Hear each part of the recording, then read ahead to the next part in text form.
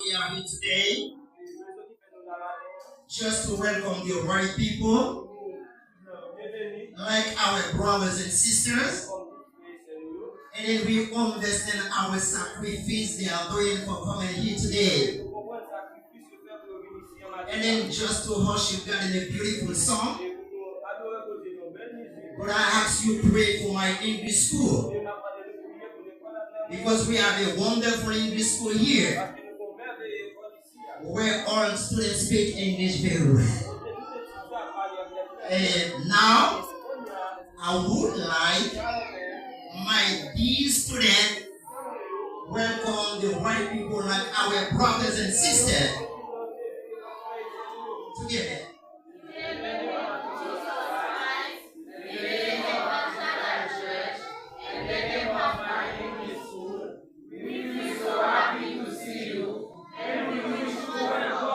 Yeah, okay, in the name of Jesus Christ, in the name of elchaday Church and Pastor Olore, we feel so excited to see you. Make yourself comfortable. Now pay attention. We're gonna listen to a beautiful song from my English school. Yeah, pay attention. Thank you.